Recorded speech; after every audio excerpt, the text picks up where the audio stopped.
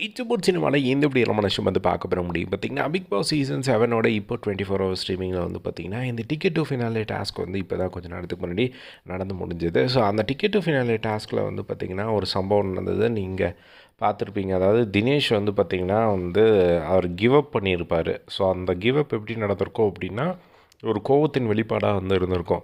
என்ன அப்படின்னா இவங்க 4 பேரும் வந்து பிடிச்சிட்ருப்பாங்க அந்த போர்டை. ஸோ அப்போ என்ன ஆயிருக்கும் அப்படின்னா பழக்க தோஷத்தில் அவர் வந்து ஜஸ்ட்டு ஒரு காஃபின்னு தான் போட்டு கொடுங்கப்பா அப்படிங்கிற மாதிரி வந்து கேட்க ரவீனா இருந்துட்டு கலாய்ச்சி சொல்லிட்டாங்க. இந்த மாதிரி வந்து அண்ணனுக்கு தூக்கம் வந்துடுச்சு போல் அப்படின்னு சொல்லிட்டு அதில் வந்து பார்த்திங்கன்னா அவர் செம கடுப்பாயிட்டார்.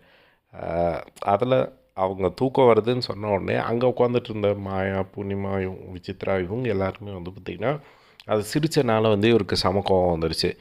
அவன் மனுஷன் நம்ம 6 மணி நேரத்துக்கு மேலே கஷ்டப்பட்டு பிடிச்சிட்ருக்கோம், இவங்க வந்து கலாய்ப்பாங்க, அவங்க சிரிப்பாங்க அப்படின்னு சொல்லிட்டு வந்து பார்த்திங்கன்னா அவங்க டக்குன்னு கை எடுத்துடுறாரு.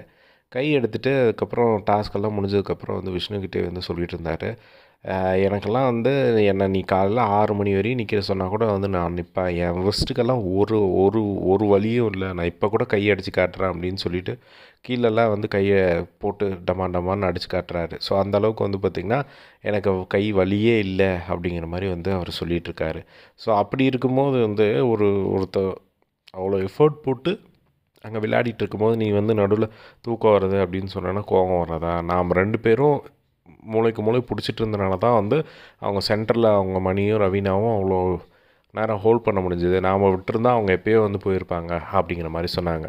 ஆக்சுவலாக ஃபஸ்ட்டு டாஸ்க் ஸ்டார்ட் ஆகும்போதே தினேஷ் தான் வந்து டிசைட் பண்ணார். தினேஷ், விஷ்ணு 2 பேரும் சைடில் பிடிச்சிக்கலாம் அப்படின்னு சொல்லிட்டு அவங்களா போய் சென்டரில் நிற்கல. ஸோ இப்போ வந்து அவங்களா போய் எங்களுக்கு சென்டர் தான் வேணும் அப்படின்னு சொல்லி நின்றுருந்து தினேஷ் இப்படி சொன்னார் அப்படின்னா கூட வந்து ஓகே. பட் அவர் தான் வந்து நானாக வாலண்டியராக நிற்கிறேன் அப்படின்னு சொல்லி நின்றுட்டு இந்த மாதிரியும் சொல்லிக்காருன்னா அதை எப்படி எடுத்துக்கிறதுன்னு தெரியல.